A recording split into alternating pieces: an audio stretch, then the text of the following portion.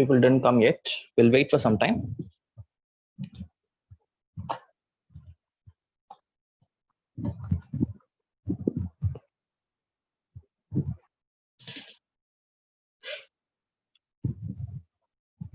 So guys, how is it going in your school?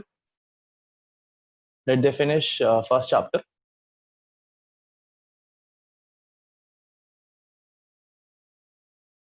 Are you guys there?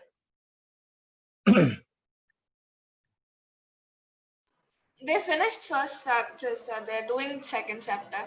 So they started atomic structure. Yes, sir. Okay. So how was the first chapter? Were you able to understand like better? Yes, sir. Okay.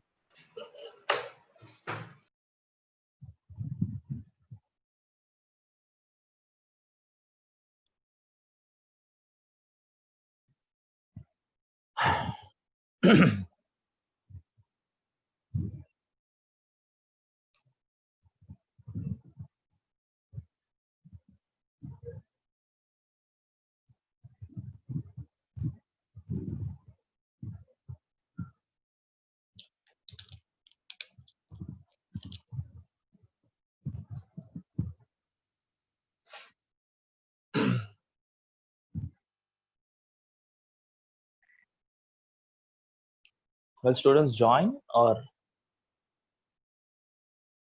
did they tell you anything?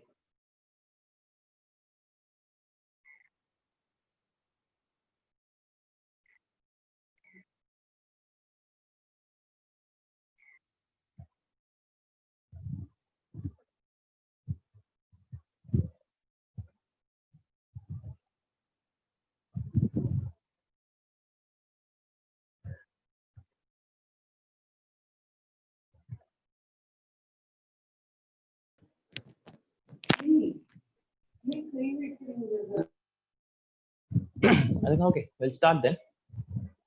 Right. So yeah, so we have been saying quantum numbers, isn't it?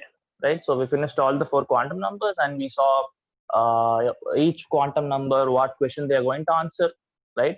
And I told you knowing about quantum numbers is not the only requirement, right? So you need to know 3 laws, right? So with the help of 3 laws, I told you that you will be able to write the electronic configuration of an atom in terms of SPDF, isn't it? Right? So we'll just go for a quick recall, right? Okay. So what is okay? First, tell me what are the 3 principles? What are the 3 laws which you have to follow?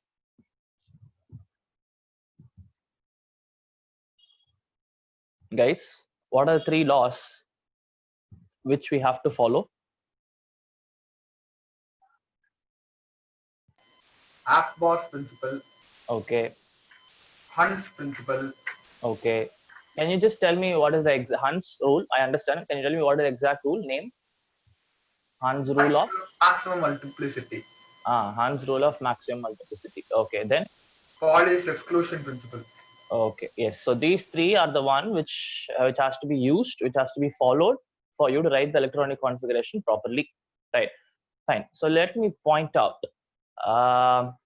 Surya. Surya.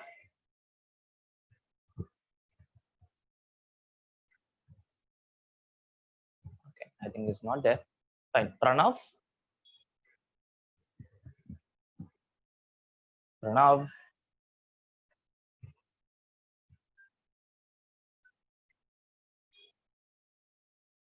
Why is nobody answering?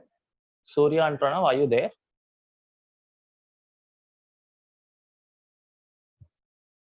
Okay, fine. Shruti, can you tell me what is Aufbau's principle? While filling the electrons in the orbitals, the electron has to be first fill in the lower energy orbital and then the higher energy orbitals. Cool. Yes. So now, okay, fine, correct. So first, someone texted something. What is it?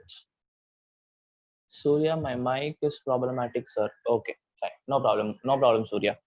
Okay. So yes. So as Shruti told, right? So Aufbau's principle says that whenever you're going to fill the electrons, right? Whenever you're going to fill the electrons, the lower energy orbitals has to be filled first, and then only you have to go for higher energy orbitals. Okay. Okay, fine. Who else should I ask? Okay, Bhavadarini, are you ready?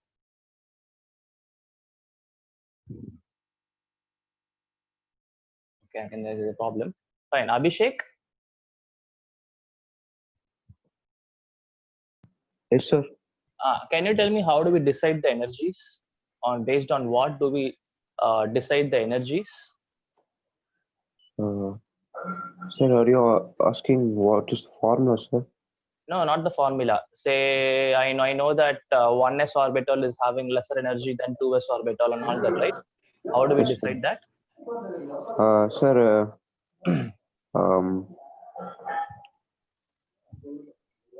so for 1s, n equal to 1, Okay. L equal to 0, sir. Okay. So we decided it as 1s, sir. Okay. Fine. But 2s, sir, actually 2s has more energy, sir. Correct. What you're telling Than is correct. 1s, We sir. have to talk with respect to principal quantum number and the azimuthal quantum number.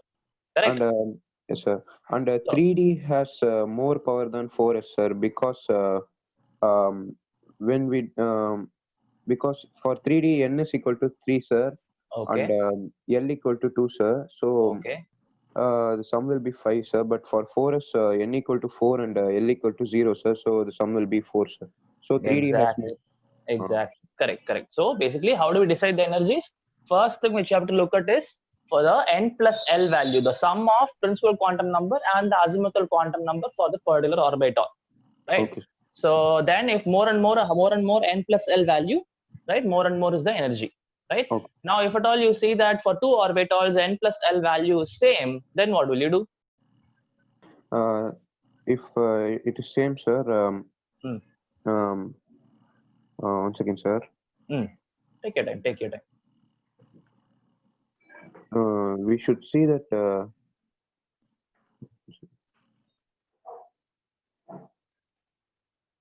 Okay, no problem, Abhishek. Right. So now, if at all the n plus L value is N value, same, now sir. I have to look at the n value. N value. Yes, sir. Right. So higher the n value, higher will be the energy. So first priority is given for n plus L value. That is the sum of n and L.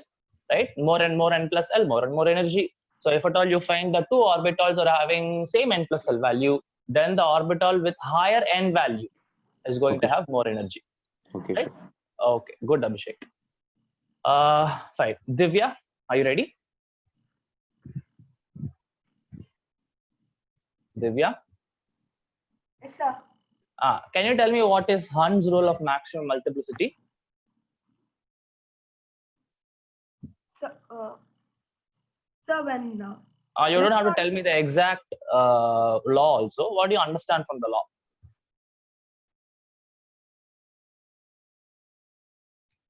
so each orbit has to be filled with only one electron, sir. Each orbit, or is there any special orbits which I have to take into the picture?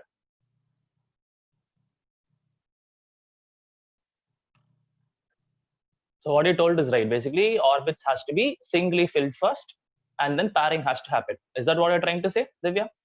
Yes, sir. Okay. But it is not for all orbits. It is for some special orbits. What are those special orbits?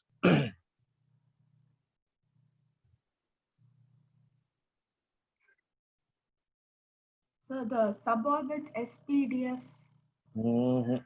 Okay, someone else? Degenerate orbits. Degenerate. Exactly, correct. So we have to do this. We have to follow Hund's rule of maximum multiplicity only for degenerate orbitals. What do you mean by degenerate? Degenerate means same energy. Same Correct? energy. Correct. So basically, if I go to 2p or say 3p or 4p or whatever it is, each of them have three states, right? So can someone tell me what are the names of these three states for p? Like I write p orbital like this, right? So this will have one name, this will have one name, this will have one name. Can you tell me what are these names? PZ. Exactly. Px, Py, and Pz. Right? Px, Py, and Pz. So whenever you're going to fill the electrons in these orbitals, so first you have to singly fill them. First one electron everywhere you have to put, then only pairing has to happen. Then only second electron has to go to this one. Right? That is what is Hund's rule of maximum multiplicity. right? Okay, next. Whom should I ask? Can I ask Muthu Krishna? Mithun Krishna. Yes, sir. Mithun Krishna, can you tell me what is Pauli's exclusion principle? Sir, if no two electrons can have the same number of. Like, no two electrons can have all the four quantum numbers to be same, sir. Correct. So no two electrons should have all the four quantum. Pranav, I think you have to check your connection, Kana. Is my voice clear for everybody? Yes, sir. Yes, sir, it's clear, sir. I think Pranav, then you have to check your connection. Okay, fine. So what I was telling, so you're talking about Pauli's exclusion principle. So I said that no two electrons should have the same, all the four quantum numbers, they cannot have it to be same, right? So we even took an example, right? Say if I take 1s2, for example, 1s2, I write, that means in s orbital, I have two electrons, right? So obviously the principal quantum number is 1 and both of them having s orbital, so L is equal to 0, M is equal to 0, right? But what about the s value for both of them? One of them is having plus half, the other one is having minus half. Correct? One of them is having plus half, the other one is having minus half, right? So you can see that even though it is 1s, both the electrons are there in 1s, right? And obviously three quantum numbers are same, but at least the spin quantum number will be different, right? So you can understand for each and every electron, the quantum number gives me a very good picture of where the electron is present, what is the energy, so on and so forth. So many information is given by the quantum numbers of each electron. Okay, fine.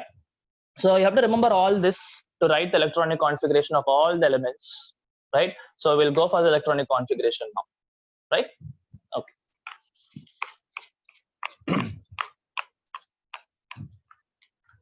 Okay, there can be some more questions asked. Fine. Bhavadarni, are you ready? I think last time you didn't answer. Bhavadarni?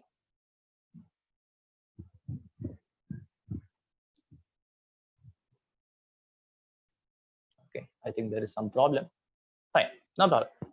We'll go for the electronic configuration directly, right? So we'll take up different elements, right? We'll take up different elements, and then we'll try to do the electronic configuration, right?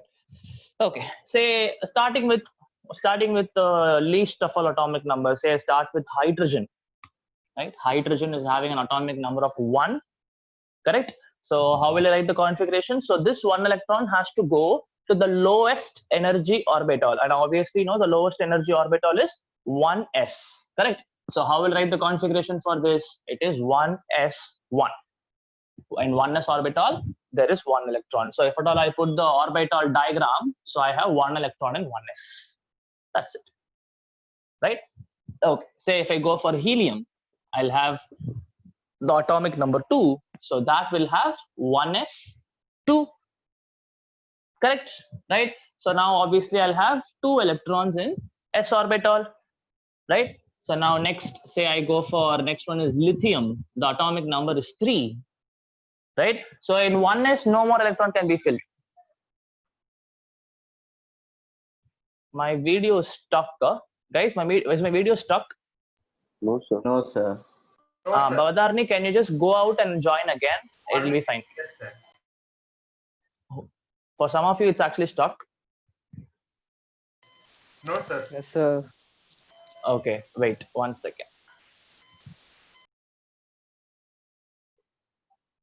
Okay, now check. Is it okay for everybody? Yes, sir. Okay, if not, I think you just go out of leave the meeting and then join again. Click the link again. Okay, you'll be fine. So yeah, so what I was telling, so lithium is having atomic number of 3, right? So now there can be no more electrons filled in s, because the maximum number of electrons which can be placed in s is 2, right? Okay, so now where should I put it then? What is the next orbital after 1s? 2s. 2s, there is no 1p, there is no 1d. Hope you remember the quantum numbers, how they work, right? So after 1s, 2 electrons are over. So the third electron has to enter 2s, and 1 electron is there in 2s. Obviously 1s will have 2 electrons, 2s will have 1 electron like this, right? Okay, say I go for beryllium, which is having atomic number 4, which will have 1s2, 2s2, because s can have one more electron also reverse it, right? Okay, next, when I go for what is next one? Boron, which is having atomic number 5. So how will I write? 1s2, 2s2. After that, after 2s, what orbital should come? 2p. 2p. Correct. 2p1 is the electronic configuration, right? Fine. Next, if I go now again 2p1, how will you put it? You will put one electron here, right? Okay. So now I go for carbon, which is having atomic number of 6. Now how will I write? 1s2, 2s2, 2p2. P orbital can have a maximum of 6 electrons, correct? So p orbital now has 2 electrons in it, right? Next comes nitrogen, right? So nitrogen will have an atomic number of 7. Is it correct? Correct. So next it's 1s2, 2s2, 2p3, right? So in p orbital now I have 3 electrons. See how I'm filling them. It's not, I am not, these 2 electrons are not in the same orbital, because these are degenerate orbitals. I have to follow Hund's rule. Please understand. See, you had 2p1, no problem. Now generally if it's an s orbital, what will I do? I will put the second electron also here. But since I have to follow Hund's rule for degenerate orbitals, now it has to come in the next state, that is here. Third electron has to go here, the next state again. Now they are singly filled. Now if I go for the next element, now the pairing can happen here again, correct? Right? So now next is okay, hope you've taken this. Next is nitrogen, oxygen, which will have atomic number 8.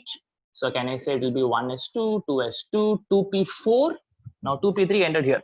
So next will be 2p4. Now in 2p4, how it will look? 1, 1, 1. 3 electrons are over. 4th electron has to come here. Understood? Right? So next, if I go for oxygen, fluorine, which will have atomic number 9. So that will have 1s2, 2s2, 2p5. So now p orbital, I have 1, 2, 3, 4, 5. Now 2 electrons are paired. I mean, 2 pairs of electrons are there. Right? Lastly, the last element in the first period, that is my neon, that will have atomic number of 10, which will have 1s2, 2s2, 2p6. Now in 2p6, I will have 1, 1, 1, 2, 2, 2, 26. This is how I have to fill the electrons. Okay, fine. Now if I take the elements where I have d electronic configurations, right? If I take the elements where I have d electronic configuration, we'll just take some random numbers and check. Right? Generally, you will have fine. Okay. So now I want to speak about certain things, right? So there is something called as half-filled stability, right? There is okay. So first, okay, we'll talk about stability in terms of electronic configuration first. Fine. So when do I say that the electronic configuration is stable? In general, I know I have to follow octet rule and all that. Hope you remember what is octet rule. The valence shell should contain 8 electrons or 2 electrons, or 2 electrons if in case of duplet. Correct. So that is one of the criteria for stability, right? So if I don't if I don't bring that into the picture, and if I look at here just the electronic configuration, not in terms of octet rule, so there can be 2 ways by which already before, like say I'm not going to lose electrons, I'm not going to accept electrons, nothing I'm going to do, right? Just the element is there. And how can I compare the electronic configuration, right? Now there are 2 conditions. First condition is if you see that all the orbitals are fully filled orbitals. Say for example, if I take neon into the picture, right? Or say if I take beryllium into the picture. Now look at, if I take beryllium, what happens? I had 2 orbitals, 1s and 2s. Right? And both of them are completely filled. 1s has 2 electrons maximum, 2s has 2 electrons maximum. No more electrons can be placed. Right? So what you see here is beryllium is little stable. Why beryllium is little stable? It is having because fully filled configuration. It is fully filled configuration. right? So whenever you see that all the orbitals are fully filled, then I say that it is going to become stable, right? Okay. Now look at here. When I go to neon again, for example, right? I have 1s, 2s, and 2p. All of them are completely filled, right? 2p is maximum having 6 electrons, 2s 2 electrons, 1s 2 electrons. So again, it is the same thing. It is having fully filled configuration. So again, I would say that neon is stable. Correct, right?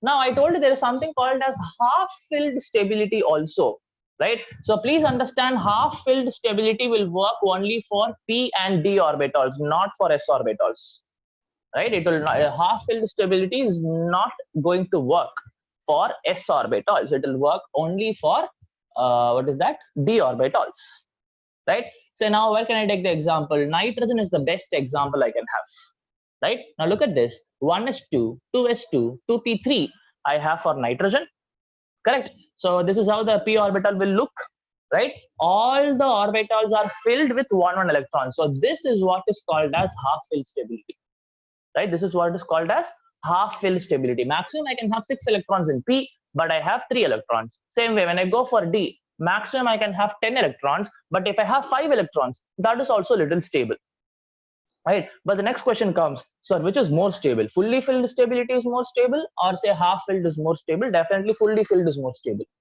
than half filled. But compared to the other configurations, half filled is little more stable than other like incomplete or say not half filled configurations. Okay. Now because of this particular thing, there can be little say modifications in the electronic configurations of d block elements. Oh, you don't know what is d block elements? Say from atomic number 21 to 30. From atomic number of 21 to 30, you will study about them in your 12th class. Like anyways, in periodic table also you'll study, the next chapter you'll study about it. Anyways, so we'll go into it, right? Okay. So let me take 21 to 30. So till now, any doubts, guys? Is everything okay? How we write the electronic configurations? Yes, sir. Yes, sir. Yes, sir. Okay. Fine.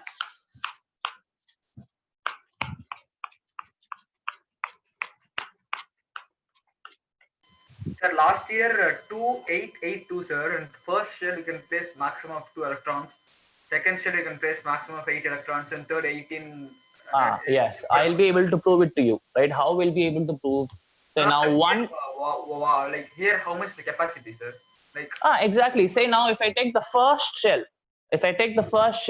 there is only one orbital which is possible, that is s orbital, correct? So what is the maximum number of electrons which can be placed in s orbital? 2. Done. This is the first shell, right? Now in second shell, what are all the orbitals present? 2s and 2p, correct? So now I can place 2 electrons in maximum of 2s and 6 electrons maximum in 2p. So totally how many electrons now? 8 electrons, right? Now when I go for third orbital, I'll have 3s, 3p, and 3d. So totally how many electrons now? 2 electrons can be placed in 3s, 6 electrons can be placed in 3p, and 10 electrons can be placed in 3d. So again it becomes 18. So that and this are almost similar only. 2, 8, 18. so Are you getting what I'm saying? is it universal, sir? See, the thing is, I would advise, so those are for lower classes, like the 2n² formula which you studied is for lower classes, just to give you the grasp of how do you write the electronic configuration. But I would suggest please don't follow it, right? Whatever you're studying now, please follow that, and that is what is going to help you. Yes, but I'd say it is not entirely wrong. But if I go for fourth orbital, fifth orbital, it is actually not going to work, right? So anyways, it's not that important. You don't have to worry much about it. The 2n², the 2, 8, 8, 18. Friend, F shell, how much electrons can we place, sir? In? F shell, SPD. F, oh, F can have a maximum of 14 electrons. And how do we tell it? Okay, can you prove it to me? How is it that F can have a maximum of 14 electrons? Can someone prove it to me? With the help of quantum numbers.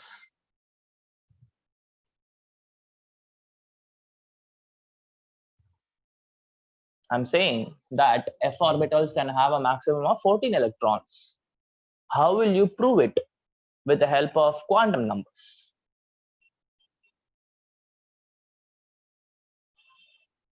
Okay, first question. Which quantum number gives me or indirectly tells me how many electrons can be placed in an orbital? Which quantum number? Azimuthal. Azimuthal quantum number tells me what is the subshell. Right. It is magnetic quantum number. Okay. So, okay. So fine, tell me what is the L value here for F? What is the azimuthal quantum number value for F? 3, sir. 3, sir. Right. So 0 corresponds to S, 1 corresponds to P, 2 corresponds to D. So definitely 3 corresponds to F. Right. So L value is 3. Right. Now what are all the possible M values? -3, -2.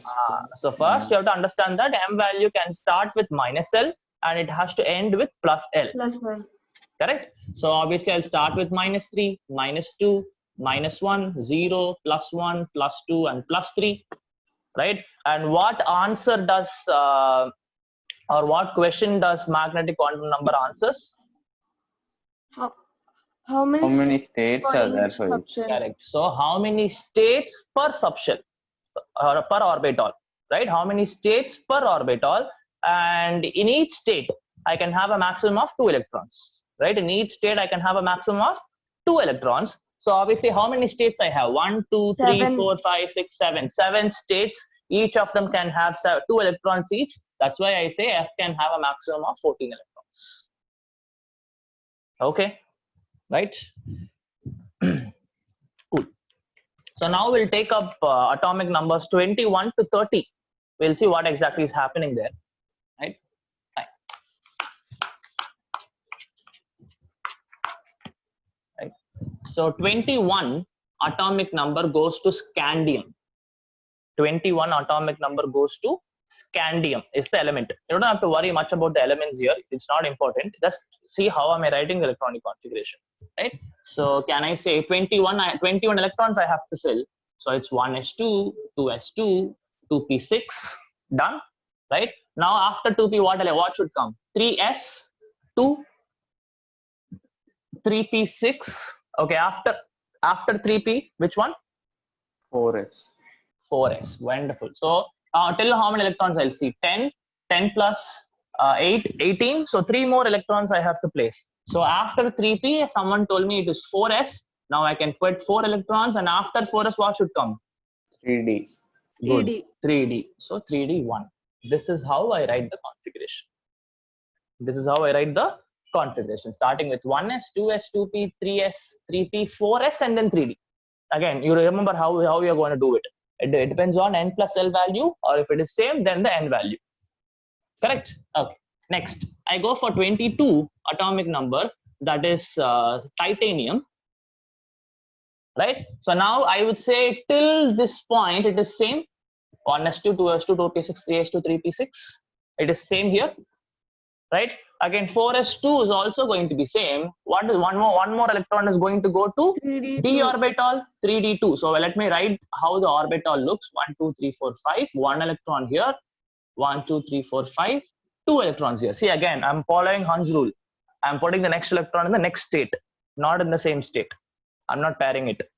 Right? Okay. Next, 23 atomic number is vanadium, and obviously again everything here is going to be same, except that I'm going to have 4s2, 3d3. One more electron is placed in the d orbital. Right? So now how is it going to look? 1, 2, 3, 4, 5. 1, 2, 3. Again, Hund's rule is followed. Okay. Next, 24 is scandium, vanadium, chromium. Right? Chromium. Now this is where some discrepancy is going to come. Watch carefully. Right? So till now it is same until 3p6 is same. Now generally how do I write? I write it as 4s2, 3d4. 4s2, 3d4. This is how I write it. Right? But here it is not exactly going to be like this. Right? If at all I will be able to do something and bring in half-filled stability for d orbitals, that is actually going to make chromium atom a little bit more stable than this configuration. Again, I repeat, right? I am going to do something to this configuration. I am going to do something to this configuration so that this is going to attain more stability. How more stability? If I can bring in the half-filled stability criteria, that's how I told you. P electrons 3, and if at all I can have D electrons to be 5, right? I can talk about half-filled stability, and there is no half-filled stability for S. If at all I have 1 electron, you cannot say that this half-filled stable. No, right? Okay. So how, like, this is not correct, I would say. This is not exactly how chromium looks, right? So chromium is actually going to have a configuration like this. I will rewrite this configuration as 4s1 3d5. Did you understand what I just did? I just took out 1 electron from 4s and I put that electron in 3d, right? So now what happens to 3d now? In 4s I have only 1 electron, and in 3d I have 5 electrons. So this is half filled stable. Are you able to understand? Right? Yes, sir. So if, right, I had 2 electrons and 4 electrons in 4s and 3d. This is not stable. So something I'm going to do such that this is going to bring in half filled stability. I can do one simple thing. Take 1 electron from 4s and put it in 3d, so that now 3d becomes 3d5. So it is going to bring in half filled stability. Okay, right? So there is one more element also in this 21 to 30 range. We'll see what is that. Okay, so we'll continue. So 24 is over, right? So we'll go to 25. Guys, please take down whatever I'm writing on the board or whatever is coming from my mouth. That is why some of you are not able to answer the questions very exactly, even though you are able to answer because you listen to the class. That I understand, that everybody is listening to the class very properly. But after 2-3 days, how will you remember? Definitely you will not remember. So please write down or take down whatever it is which comes out of my mouth, or say what I write on the board, right? Please take it down. Okay, so 25, if I take 25 is for manganese.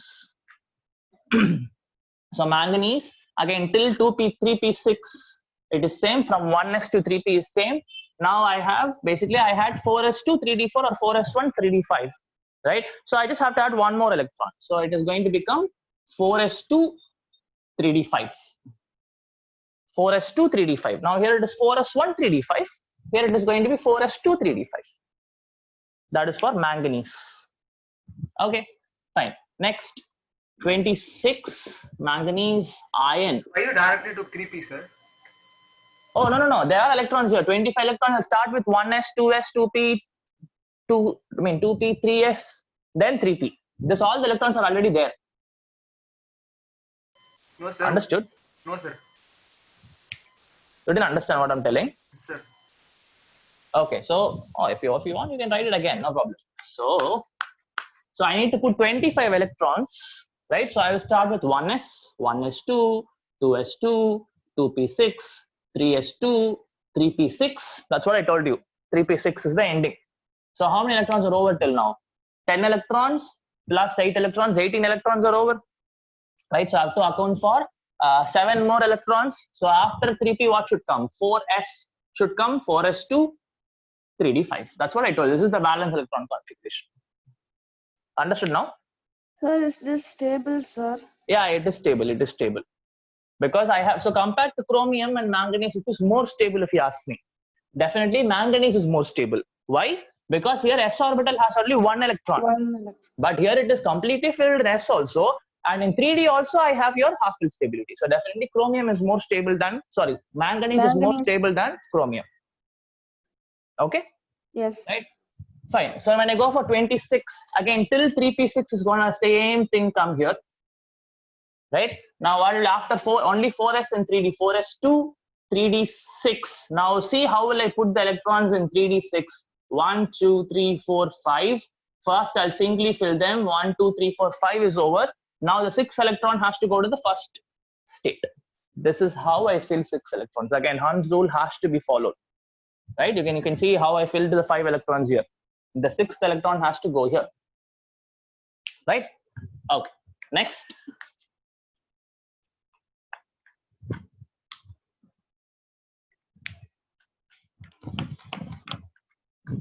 (27) iron cobalt. So that is again till 3p6 it's same. Then I'll have 4s2, 3d7. So in 3d7, 1, 2, 3, 4, 5, 6, 7. Again, see, I'm following Hund's rule, right? Okay, next 28, cobalt nickel, iron cobalt nickel. So again, same thing till 3p6. So I'm going to have 4s2, 3d8. So again in 3d8, 1, 2, 3, 4, 5. 1, 2, 3, 4, 5. 5 electrons are filled. 3 more electrons has to be filled again. So 1, 2, 3. Done. Right? Okay. Now 29 is copper. 29 is copper. So again till 3p6 it is same, right? Then I'm going for, okay, now you tell me how will be the configuration. 4s1 3d10. Correct, exactly, right? So generally how do I write now? 4s2 3d9, that is how I write generally. Yes, sir. Correct. But if I can do something, I can bring in fully filled stability. How? Just like how I did in case of your chromium. What will I do? I will take 1 electron from 4s and I'll give it to my 3d. So now it is exactly not like this. It is wrong, right? So how do I write it then? I write it as 4s1 3d10. This is a better way of writing it because it is having fully filled stability. D orbital is having 10 electrons. Correct. So now, how will I write it? 10 electrons, 1, 2, 3, 4, 5. So 1, 2, 3, 4, 5, 6, 7, 8, 9, 10. Fully filled state. Right? Okay. So next, last one is 30 for zinc. Zinc's atomic number is 30. So again, everything is same except for 4s2 3d10. That's it. One more electron goes to 4s1. Sorry, 4s orbital already had 1 electron before. Now the next electron will go to 4s2 3d10 stays same. Fully filled stable. Right? Guys, any doubts here? How we filled, or what is half filled stability? What is fully filled stability? Is No, sir. everything okay? Yes, sir. How about Yes, others? sir. Okay. So, I so hope- that I Ah, have a doubt. So that means Yeah. copper is half filled stable, but Fully filled stable. zinc is Copper fully is- filled. see, copper is fully filled stability. 3d10. Right? Only when I have 3d5 or p3, it is half filled stability. When I have p6 or d10, it is fully filled stable. Understood, sir. Okay, right? Now see, please do not think like it is half filled stable because S is having 1 electron. Half filled stability will not work for s orbitals. Please keep it in your mind. Only for d orbitals and p orbitals, half filled stability is a criteria. Okay, right? Sir, then for P, if it is P3 means it's half. Half filled stable, exactly. That's what we saw for nitrogen. Nitrogen was having p3, 1s2, 2s2, 2p3. So what happened there? I told you that nitrogen is having half filled stability. Yes, Okay, sir. so because of this, there is going to be so many consequences. Like we'll see the consequences when I go for what is that, your periodic table, right? So you already know what is ionization enthalpy, right? Do you know what is ionization enthalpy? We saw in your Bohr's model also, and you know what is ionization enthalpy from your periodic table also from your 10th class, isn't it? Right. So if at all one of the consequence, right, say for example, I compare carbon and nitrogen's ionization enthalpy. Carbon and nitrogen's ionization enthalpy. Okay, right. Or say carbon, nitrogen, oxygen. 3 things I'll compare. I want to arrange them in the order of some order, ascending order or descending order in terms of ionization enthalpy. What is ionization enthalpy, guys? Energy required Energy to required to remove one. take the electron from first stationary orbit to. Okay, that is a term. Correct. That is in terms of Bohr's. Say in terms of normal, modern definition is what? Removing an electron from the valence. Valence shell. That's it. The energy required to remove the electron from the valence shell. That's it. Right? Okay. So let me write the configurations here. So if you see, the valence shell configuration would be 2p2 for carbon, 2p3 for nitrogen, and 2p4 for oxygen. Correct? right? Okay. So obviously now I have to take out an electron. Now, if that particular element has extra stability, now I have to supply more energy for me to take out the electron, isn't it? If that particular element has more stability, that means taking out the electron from that particular element is very difficult. That means what? I have to supply more energy for the electron to come out of that particular element, right? So obviously, compared to all this, nitrogen is having half-filled stability, right? So compared to oxygen and carbon, definitely nitrogen will have maximum ionization enthalpy because of what? Because of half-filled stability. So can you say the definition for half stable stability, sir? Like half filled stability. Definition?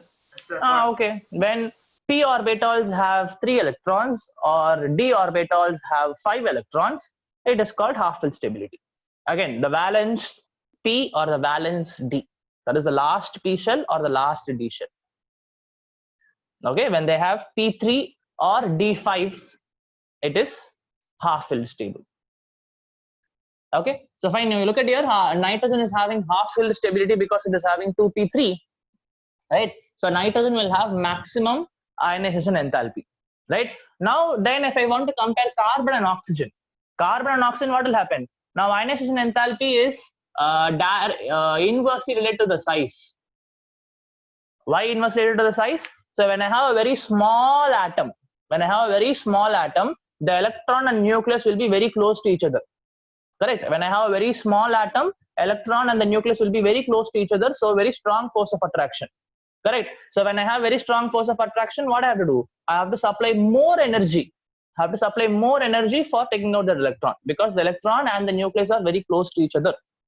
Correct? Right? So now which is less in size? Obviously oxygen is lesser in size, because when I go along the period, what will happen to the atomic size? Atomic size decreases. Right? Atomic size decreases. So oxygen's size is lesser than carbon's size. Right? So where I have to supply more energy? In oxygen, I have to supply more energy. Right? So next comes oxygen, next comes carbon. This is how this is the order of ionization enthalpy. So basically, this one is not required. So now you can see that nitrogen is having the anomaly here. Why anomaly? Because it is having a half-filled stability. So rather than size, looking at the size alone is not the criteria. If you have half-filled stability or fully filled stability, that also has to be given importance. And you can see that nitrogen is having more ionization enthalpy than carbon and oxygen. Do you understand the consequence? Right? So guys, everybody understood what is half-filled and fully filled stability? Yes, sir. Yes. I have a doubt for fluorine. Yeah, fluorine. Yes, sir. Tell me, Kanna. Shouldn't it be 1s2, 2s1, 2p6, sir, then? 1 second. I'll write for fluorine. The atomic number is 9. So fluorine atomic number is 9. So 1s2, 2s2, 2p5. Yes, this is what is the doubt here? Can't we make it 1s2, 2s1, 2p6? It'll become. Oh, Please that's a take very, very nice question. Right, that's a very nice question. So please understand that we'll be able to shift the electrons how we did in case of your chromium or say copper, only when I have d block. Only when I have d orbital present, I'll be able to do it. For p orbitals and s orbital, we'll not be able to do it. Okay, sir. Okay, and one more reason also I can give you. See, this 2s orbital is very close to the nucleus, isn't it? Right? Yes, This 2s orbital is very close to the nucleus. So obviously taking out that electron, putting it in 2p5 will have a lot of energy. But what we did there is 4s. 4s is a little far away from the nucleus. Correct? So I'll be able to easily take out the electron. Understood, Rohan? sir. Understood, sir. Cool, cool. Yes, very good. Actually, very good question. Very nice question.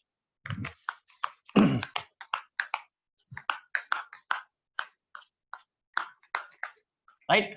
Fine. So this is how we write the electronic configuration. So the last thing of this chapter, right? Now, last thing of this chapter is that we have to look at the shapes of s, p, d orbitals.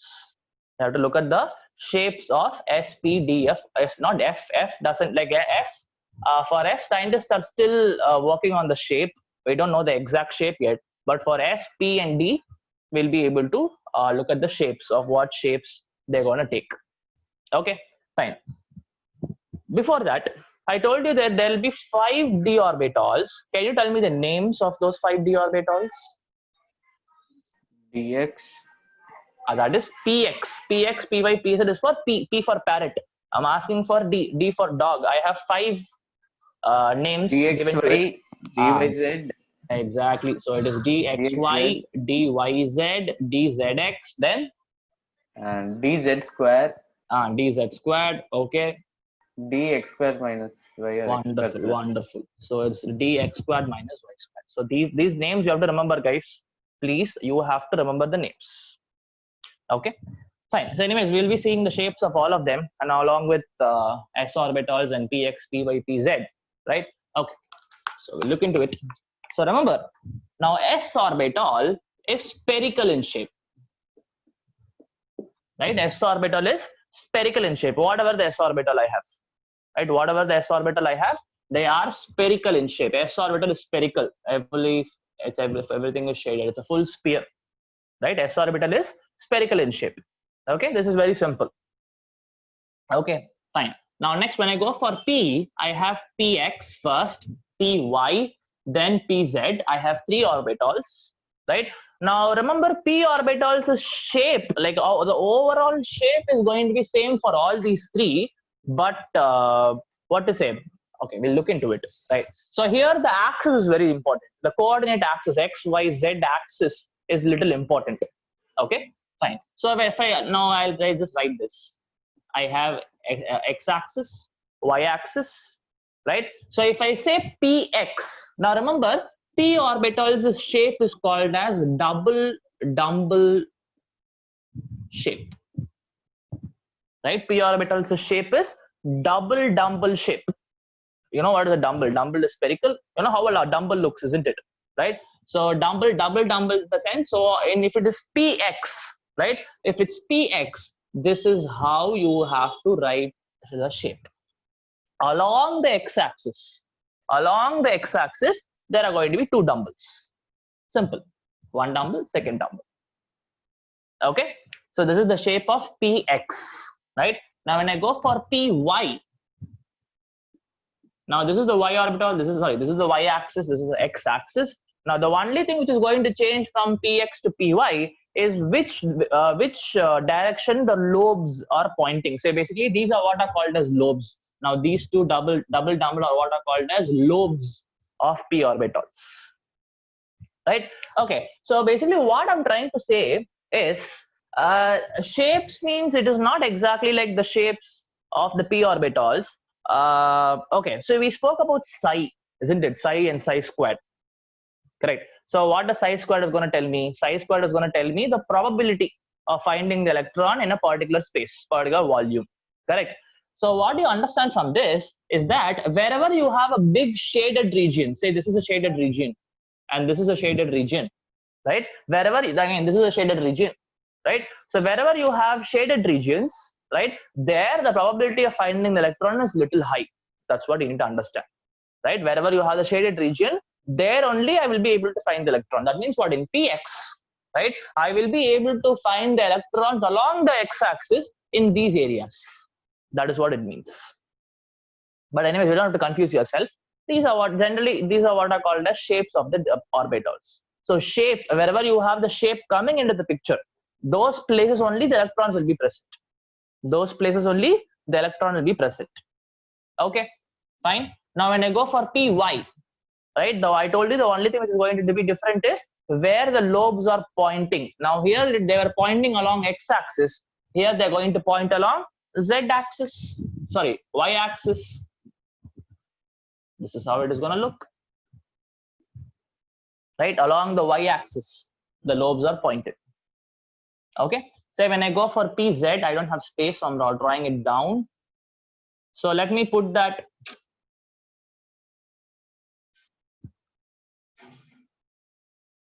This is y, this is x, and this is z-axis. So please understand, z-axis is coming towards you, or say going inside the plane. Okay, but I'll not be able to represent it in 2D, so I'll represent it like this. Z-axis is here, right? So now what is going to happen? The 2 lobes are going to point along z-axis in this case. So you will have, something like this. You will have something like this. Along the z-axis, the lobes are placed. Along the z-axis, the lobes are placed. Okay, fine. Now I'm going to introduce you to a term called as nodes. Right? I'm going to introduce you to a term called as nodes. Okay, please take down the definition. First, take down the diagrams, and then go for the definition of nodes.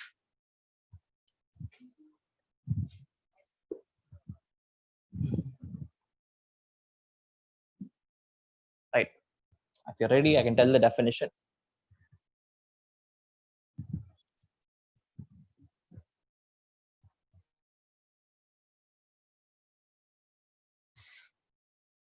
Nodes are the points where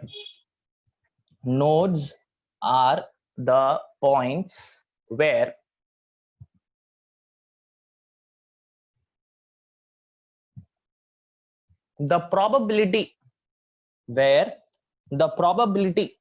of finding an electron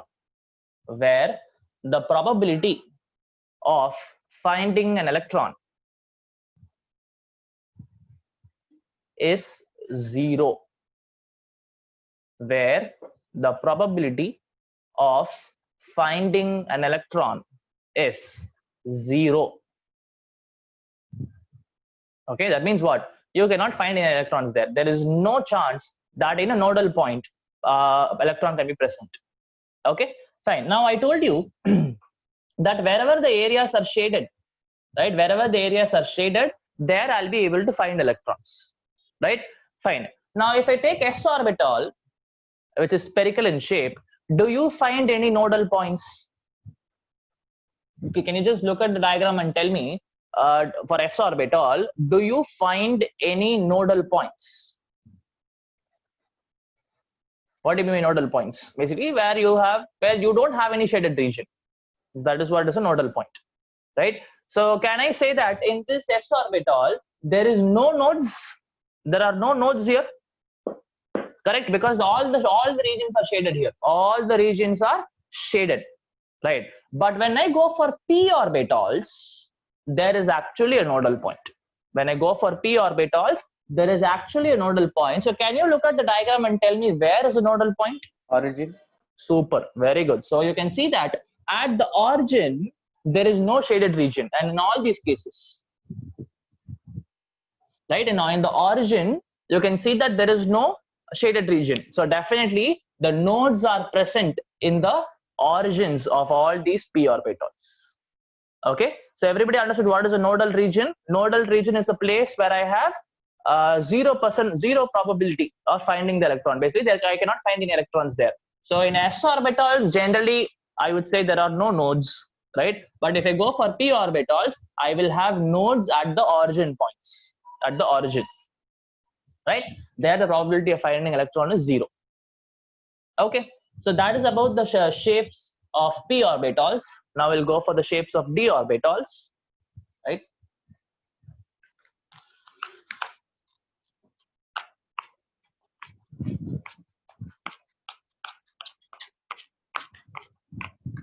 Right, say first I'll take dxy. Okay, oops, guys, I gave a very I did a very small mistake. The name of the shape of p orbital I told you is a double shape. It's not double, it is double. Basically, double will have two bulges, right? So just change it. For p orbital is not double, it is dumbbell shaped. I'm really sorry, right? For p orbitals it is dumbbell shaped. You have a dumbbell. I hope you have seen dumbbells. People who are doing exercise. So there'll be two bulges, correct? That's what is there for p orbitals, correct? So please change it. It is not double, it is dumbbell, because for d orbitals it is double. Okay, I'm sorry, right? So for all the d orbitals, almost it is double shape.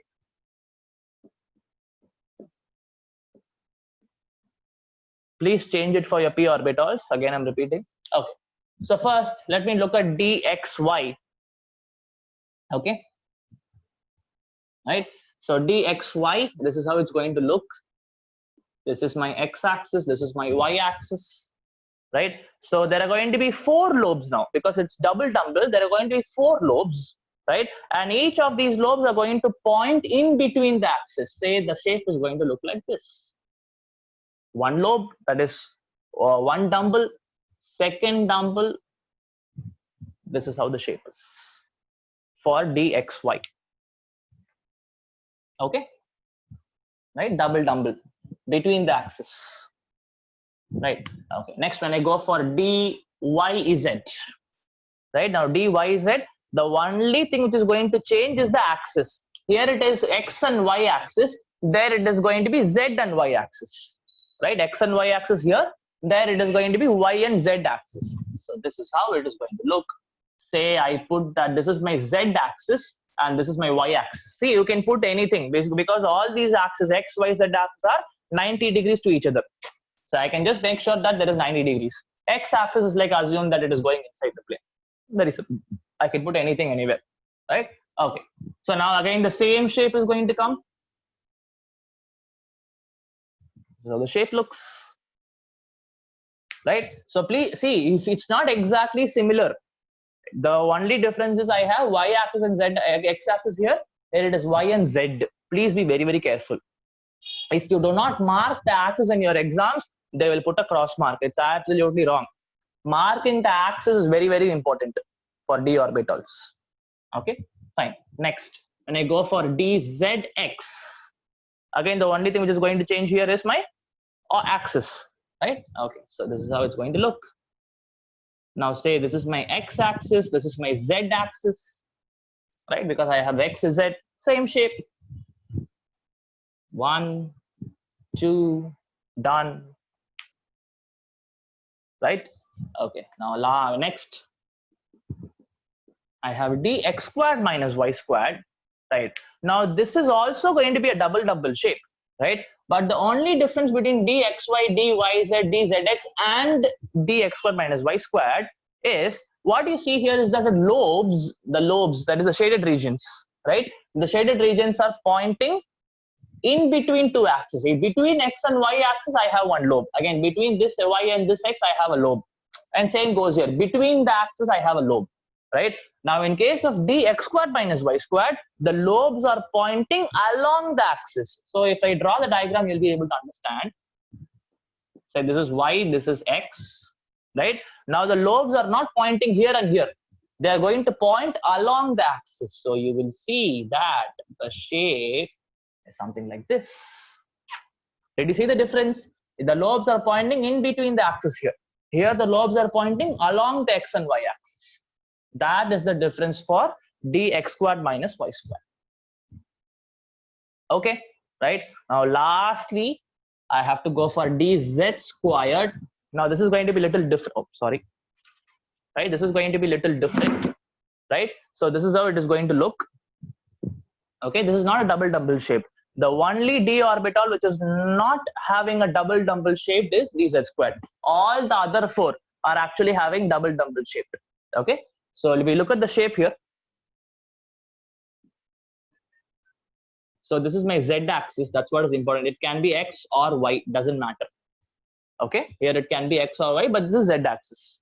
Okay, so I'm going to have one dumbbell coming like this. Okay, I'm going to have one dumbbell coming like this, but there is no another dumbbell, right? So instead, what I'm going to have is basically a ring surrounding this. There is going to be a ring surrounding this lobe. Okay, are you able to imagine, guys, what I'm trying to tell you? There is a, so basically, if this is the orbital, if this is the lobes, right, surrounding this ring, surrounding this lobes, I'm going to have ring present. Like how Saturn has a ring, something like that. This also has a ring surrounding it. Okay, so these are the shapes of different d orbitals, and it's very, very, very important, right? At least if you go for 12th class, like there are certain consequences, right, based on the shapes of these orbitals, right? And yeah, the chapter is over. Okay, so I hope everybody understood everything. So like, please know that I'm always there. If you don't understand anything anywhere, it's I am right there to clear doubts, right? But it is your responsibility to ask. If you don't ask, I will not know, right? Fine. So is there any doubt today? Is everything clear? Sir, in Yes, sir. dz square, there is Yeah. no node, sir. Oh, yeah. Thanks for reminding. 1 second. Okay. So, oops.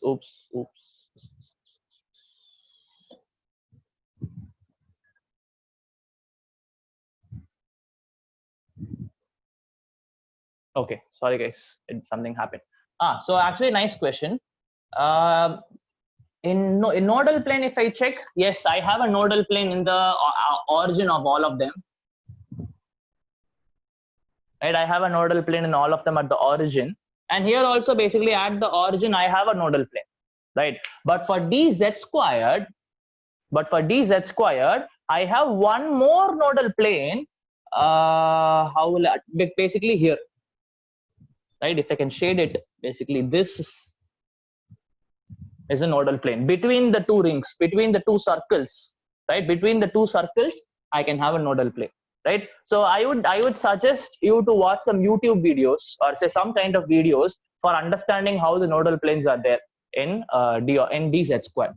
You'll get a clear picture. They'll be showing some animations and stuff, right? So please watch that. Is it okay? Right? Yes, Fine. sir. Any other doubts, guys? So for dz square, we have to think of it three-dimensionally, no, sir? Exactly. We have to think of it three-dimensionally. That is why it's very tough to for that. That is why very tough for me to explain where the nodal plane is, because it's 2D. Right? That is why I'm asking you to watch a video. Okay, That'd be sir. actually very helpful, right? And actually, if you go for JE level or NEET level, right, I will be able to segregate these nodes into two types, right? I have something called as radial nodes, and I have something called as angular nodes, right? So if at all you want to know about it, you'll actually, there'll be in the videos which you'll watch, they will be explaining you in terms of radial and angular nodes. Get to know about it, but for your school it is not required, right? So don't worry about it. If you're interested, right, you can actually know about what do you mean by a radial node, what do you mean by an angular node, and actually we'll be able to calculate the number of nodes also, right? We'll be able to calculate how many angular nodes are there, how many radial nodes are there, how many total nodes are there. All these things you'll be able to calculate. So please do watch some videos, and if you still didn't understand, ask me. I'll be able to help you. Is it okay? Right? Fine. So I think hopefully nobody has any doubts. Shall we wind up the class, guys? So done. Atomic structure chapter is over. So next we will start with periodic table, the chapter which you already know. So it is going to be really easy, except that we will be, instead of talking about the electronic configuration in terms of K, L, and M, we will be speaking in terms of SPDF. That's the only difference, right? So fine then. We'll see day after tomorrow. Until then, thank you. Bye bye. Thank you, sir. Thank you, sir. Thank you, sir. Yes, sir. Yeah, thank you.